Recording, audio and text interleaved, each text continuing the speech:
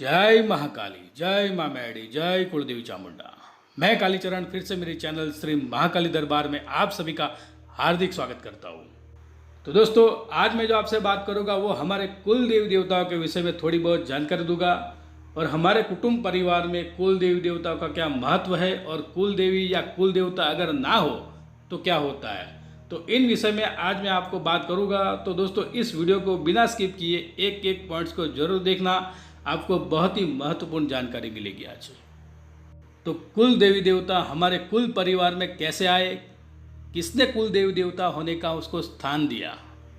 तो हमारे सनातन धर्म में सामान्य करके सुबह शाम 2 टाइम नित्य पूजा पाठ करने का एक विधान है।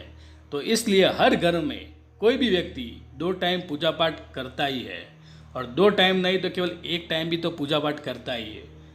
जैसे जिसको समझ आता है वैसे वो करता है। और जो व्यक्ति 1 टाइम भी पूजा पाठ नहीं करता या हमारे कुल देवी देवताओं के सामने नतमस्तक नहीं होता, उनको प्रणाम नहीं करता, तो उनको तो बात ही न्यारी है और फिर उनके जीवन में तकलीफ़ों का सामना करना पड़ता है। तो ये वीडियो खास तो उन्हीं के लिए ही है।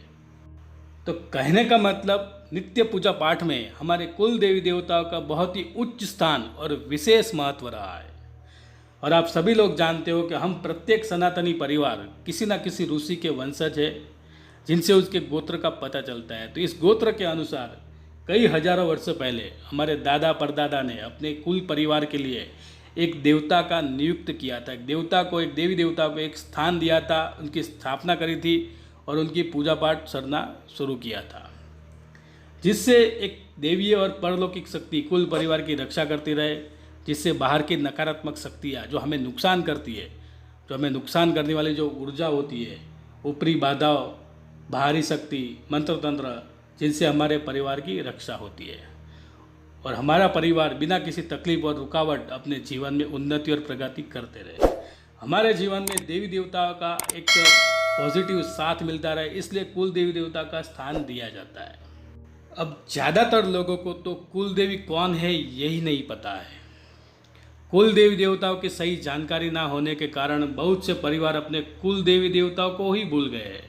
उन्हें मालूम ही नहीं रहा कि उनके कुल देवी देवता कौन है या किस प्रकार से उनकी पूजा की जाती है, उनके निवेद, उनके भोग क्या है, किस प्रकार से निवेद होता है।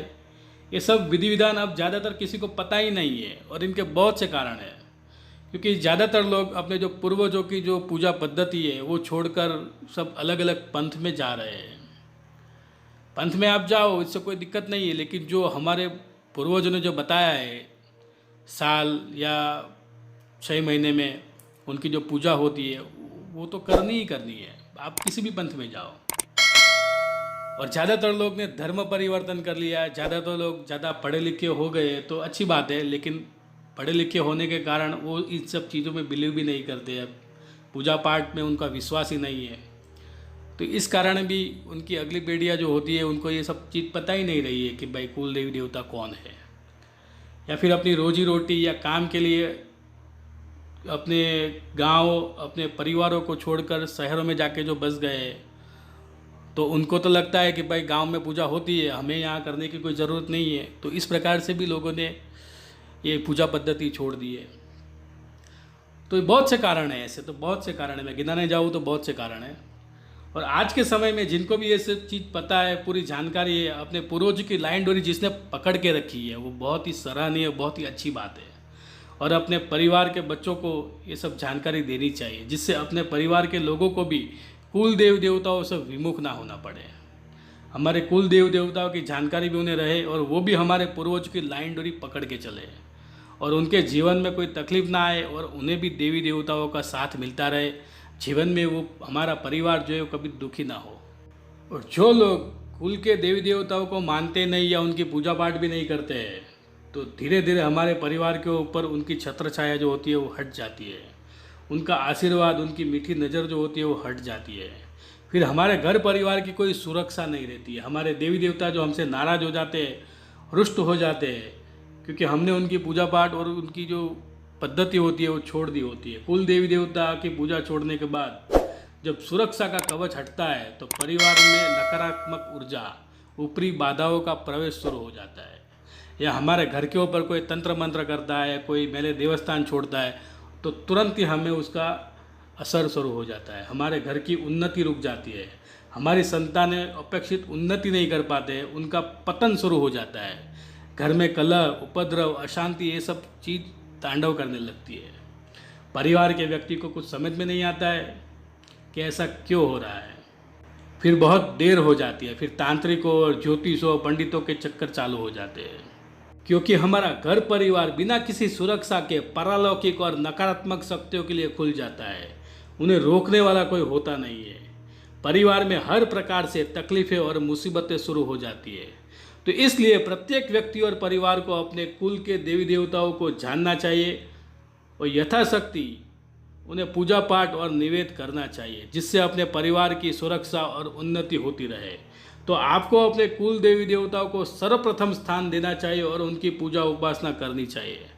आप कोई भी देवी देवताओं को मानते हो या उनकी साधना करते हो या फिर किसी भी पंथ में हो, पर सबसे ऊपर तो कुल के देवी देवता ही होते हैं और ज़्यादा महत्व कुल के देवी देवताओं को ही देना चाहिए।